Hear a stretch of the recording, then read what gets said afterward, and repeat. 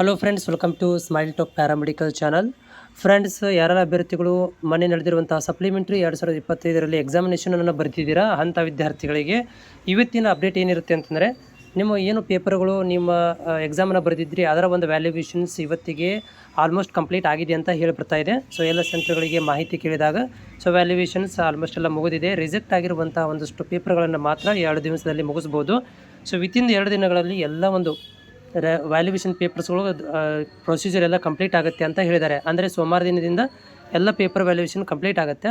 ಮುಂದೆ ಅವ್ರು ಏನು ಮಾಡ್ಬೋದು ಅಂತಂದರೆ, ಕಾಲೇಜ್ಗಳಲ್ಲಿ ಫೀಸ್ ಏನೆಲ್ಲ ಪೇಮೆಂಟ್ ಮಾಡ್ಕೋಬೇಕಿತ್ತು ಸಪ್ಲಿಮೆಂಟ್ರಿ ಎಕ್ಸಾಮ್ದು ಅದನ್ನು ಕ್ಯಾಲ್ಕುಲೇಷನ್ ಮಾಡಿಕೊಂಡು ಯಾರೆಲ್ಲ ಅಭ್ಯರ್ಥಿಗಳು ಅಂದರೆ ಕಾಲೇಜಿನವರು ಫೀಸ್ ಪೇಮೆಂಟ್ ಮಾಡಿರೋದಿಲ್ಲ, ಸೊ ಅಂಥವ್ರುಗಳಿಗೆ ಒಂದು ನೋಟಿಸನ್ನು ಕೊಟ್ಟು ಪೇಮೆಂಟನ್ನು ಕ್ಲಿಯರ್ ಮಾಡಿದ ಮೇಲೆ ನಿಮ್ಮ ರಿಸಲ್ಟ್ಗಳನ್ನು ಡಿಕ್ಲರೇಷನ್ ಮಾಡ್ತಾರೆ.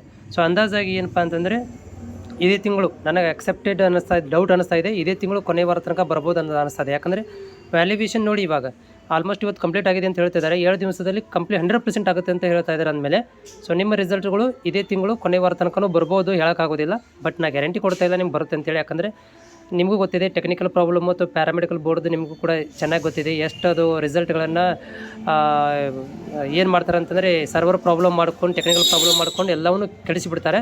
ಸೊ ಹೀಗಾಗಿ ರಿಸಲ್ಟ್ ಏನಾಗ್ಬೋದು ಅಂದರೆ ಈ ತಿಂಗಳು ಕೊನೆ ವಾರ ಅಥವಾ ಮುಂದಿನ ತಿಂಗಳು ಮೊದಲೇ ವಾರದಲ್ಲಿ ಬರುವಂಥ ಚಾನ್ಸಸ್ ಇದೆ.